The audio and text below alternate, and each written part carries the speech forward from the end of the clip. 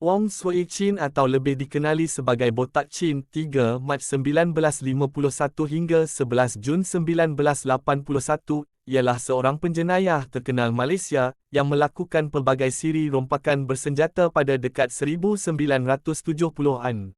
Beliau dilahirkan sebagai Wong Sui-chin dalam sebuah keluarga yang mempunyai 10 beradik di Kuala Lumpur pada 3 Mac 1951. Bapanya ialah pesara Jabatan Kereta Api yang menghantarnya ke sekolah rendah jenis kebangsaan Cina di Sentul Pasar dan kemudian ke sekolah Inggeris. Beliau berhenti sekolah pada usia 15 tahun dan bekerja sebagai pembantu di Pasar Borong Jalan Tun Ismail selama setahun. Di sinilah Botak Chin terpengaruh oleh kegiatan jenayah dan menyertai kongsi gelap geng 360 yang menguasai kawasan itu. Selepas ibunya meninggal dunia, dia lebih suka tinggal di rumah kawan-kawannya dan terbabit dalam jenayah kecil-kecilan seperti mencuri. Kagum akan kehebatan rakannya sebagai gangster, dia berpakat bersama 3 rakannya, 2 daripada mereka memiliki pistol, melakukan rompakan pertama pada 19 April 1969. Botak Chin kemudian memiliki senjata pertamanya iaitu revolver 22, lalu menubuhkan gengnya sendiri dan melakukan 8 rompakan pada September 1969. Kegiatan itu berjaya ditumpaskan. Botak Chin ditahan dan dihukum 7 tahun penjara, tetapi dibebaskan pada November 1974. Dia cuba menjadi seperti orang lain, tetapi pendapatan sebagai penjual sayur tidak memuaskan hatinya. Pada April 1975, Botak Chin kembali aktif dengan menubuhkan geng baru yang dianggotai Eng Cheng Wong, Ah Wong, Bekok Chin, Pangko Chin, dan Teh Bok Lek Seh Chai. Sebulan kemudian, Botak Chin pergi ke Thailand dan dengan bantuan rakannya, dia membeli senjata api.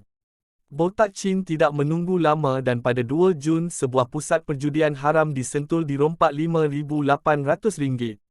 Dengan duit itu, dia pergi lagi ke Thailand membeli 8 senjata api, menjadikan kesemuanya sebanyak 11 serta 100 butir peluru. Kawasan Lombong tinggal di Kepong menjadi medan dia berlatih menembak dengan anjing liar sebagai antara sasaran tembakan. Botak Chin berasa cukup hebat dan secara terang-terangan mempamerkan senjata apinya di Pasar Sentul.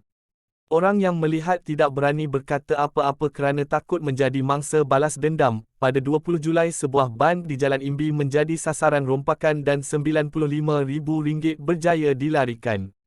Dengan RM25,000 sebagai bahagiannya, Botak Chin membeli sebuah kereta Datsun dan melalui rakannya, dia membayar RM3,600 sebagai deposit. Tetapi tidak diketahui sama ada dia membayar ansuran bulanan selepas itu. Sebuah kuil Cina di Jalan Kolam Air kemudian menjadi sasaran. Beberapa pemain mahjong dirompak RM10,000 selain barang kemas dan barang berharga lain. Kemunculan semula Botak Chin dengan siri tangkal besi, rompakannya mendapat perhatian polis dan timbalan Ketua Jabatan Siasatan Jenayah Kuala Lumpur, Deputi Superintendan S. Kulasingam ditugaskan memburunya hingga ke lubang cacing.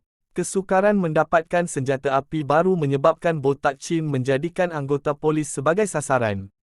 Dia merampas 3 pistol milik 3 anggota polis dan ketika merompak sebuah bar di Sentul, merampas senjata api pengawal keselamatan. Ketika merompak kelab kereta api Sentul selepas itu, dia mencabar sesiapa di situ untuk beradu kehandalan menembak ala koboi. Pasukan polis terus memburunya dan pada September polis mengesan kereta Alfa Romeo curi yang dinaiki Botak Chin dan anggotanya. Di segambut dalam, selepas dikejar sejauh 3.2 km dan dihujani tembakan polis, kereta itu berhenti dan Botak Chin segera menyelinap di kawasan setinggan di situ. Dalam keadaan kelam kabut, mereka tertinggal sepucuk 38 revolver. Botak Chin bersama anggotanya, termasuk seorang yang cedera ditembak berjaya melepaskan diri dengan merampas sebuah kereta Volvo milik seorang pegawai bank. Pada 25 September orang kanannya, Chow Kuan Ah Kuan, ditembak mati di sebuah kedai runcit di Jalan Kovil Hilir, tetapi kematian ini tidak menghalangnya terus melakukan rompakan.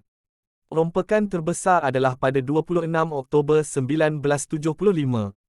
Dia merampas RM218,000 selepas menembak pengawal keselamatan yang membawa wang di kelab lumba kuda.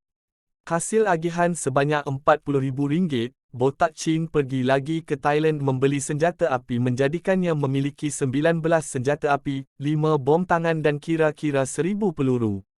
Bagaimanapun, kedudukan Botak Chin sebagai ketua mula terancam apabila ada yang cuba mencabarnya. Dia bertindak cepat dan beberapa hari kemudian, Tua Pui Lek ketua geng 5 Jari Gunung, dan anggota gengnya sendiri, Ah Wong, ditemui mati ditembak di kawasan Lombong tinggal di Jinjiang. Seorang lagi orang kanannya, Seh Chai, pula mati membunuh diri selepas dikepung polis di Jalan Alor. Awal tahun 1976, Botak Chin mengambil anggota baru, diikuti 3 rompakan dengan wang yang dilarikan kira-kira RM400,000. Pada masa sama, 7 orangnya mati ditembak selain ada yang ditangkap. Polis juga merampas 15 senjata api, peluru dan bom. Seterusnya selepas perancangan rapi polis, akhirnya Botak Chin sendiri terjerat pada malam 16 Februari 1976. Setahun selepas ditangkap, Botak Chin mencatat sejarah sebagai orang pertama mengaku bersalah apabila didakwa mengikut Akta Keselamatan Dalam Negeri (SA) yang membawa kepada hukuman mati mandatori. Peguamnya, Jagjit Singh membuat rayuan terhadap hukuman itu hingga peringkat Majlis Privi yang mengenepikan penghakiman dan hukuman mati itu serta mengarahkan perbicaraan semula. Botak Chin dibicara semula pada 1 April 1980 dan ketika inilah beliau mendakwa sebagai Robin Hood moden, merompak orang kaya untuk menolong orang miskin. Ada juga yang berpendapat bahawa namanya, Botak Chin, sebenarnya merupakan akronim untuk Bantu Orang Tak Ada Kerja. Menurut pakar psikiatri dan bekas pengarah Hospital Bahagia Ulu Kinta, HBUK, Tan Sri Dari M. Mahadevan, Botak Chin merupakan seorang genius sesat distorted misguided genius. Inilah kesimpulan beliau setelah menjalankan pemeriksaan kesihatan mental untuk menentukan sama ada Botak Chin cukup waras untuk dibicarakan di mahkamah. Botak Chin akhirnya didapati bersalah pada 16 Mei 1980 dan rayuannya kepada Mahkamah Persekutuan ditolak pada 23 September. Rayuan kepada Lembaga Pengampunan juga ditolak. Ketika menunggu dihukum gantung, 2 kali Botak Chin menyerang pegawai penjara. Pada usia 30 tahun, riwayat Botak Chin sebagai penjenayah ganas dan kejam berakhir di tali gantung di penjara Pudu pada 11 Jun 1981. Ironinya ialah Botak Chin akhirnya dijatuhkan hukuman gantung sampai mati disebabkan pemilikan senjata api, dan bukan atas tuduhan bunuh.